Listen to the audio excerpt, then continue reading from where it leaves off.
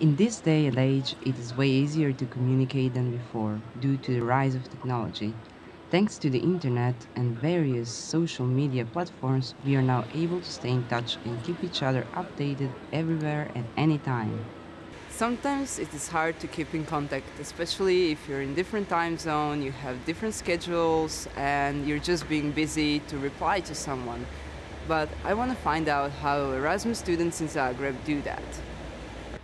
Julia came to Zagreb to study all the way from Brazil, and while her family and friends are enjoying the sun and 30 degrees on the beach far away, she doesn't seem to mind the distance and winter semester here.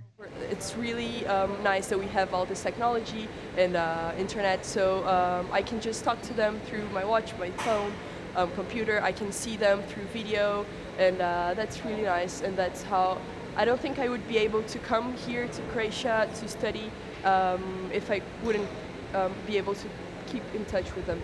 At this moment, it is 4 p.m. in Zagreb, but 1 p.m. in Brazil. I wondered how Julia copes with that time difference. Yeah, so I always have the time in my watch, the time here and the time there. So I keep track of maybe when I wake up at 7, there is 4, so it's 3 hours difference. So that's kind of weird because I wake up and I'm always sending voice messages to my mom like, "Yay, good morning," and she's sleeping. Julia frequently uses her watch to talk to her parents. She recognized this kind of communication can be seen as weird by people in Croatia since they think she's talking to her hand. Once I was just standing at the tram station and I received a call from my mom and I was like, "Hey mom," and really 3 people just stopped and kept staring at me and then they started like talking among themselves and I don't know what they talked because I don't understand Croatian, but they talked about me. It was really embarrassing.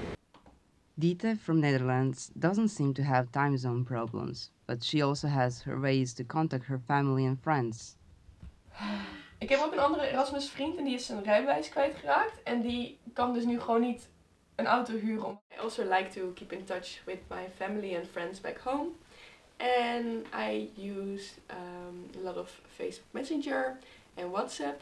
But since everybody is really busy in the Netherlands all the time, it's hard to do like a Skype call.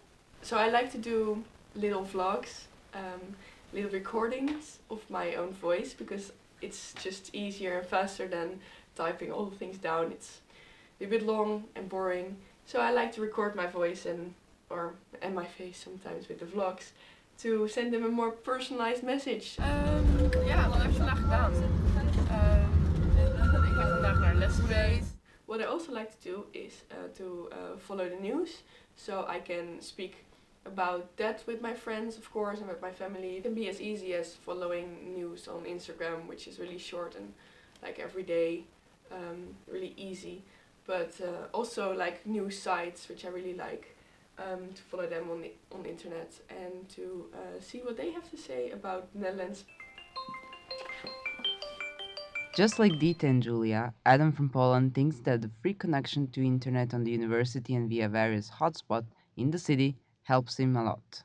So staying in touch with my close ones isn't actually a big deal, since the Croatia is part of the European Union and I have free roaming here and free internet, so I can use my mobile internet everywhere I want to. Yeah, it's not so hard as I thought it would be. For example, I was in Bosnia recently and the phone calls were very expensive, around 7 zlotys for a minute, so it's much easier here, and I don't even think that it's still some kind of a problem. It's just a problem with finding time to communicate with other people. Despite all the ways of fast communication and technology, we shouldn't forget to use some old ways of communication, like writing a letter or a simple postcard. It will take you more time, but it is the most personal way to let someone know that you thought about them. But however we choose to communicate, what matters the most is that our message reaches its final destination.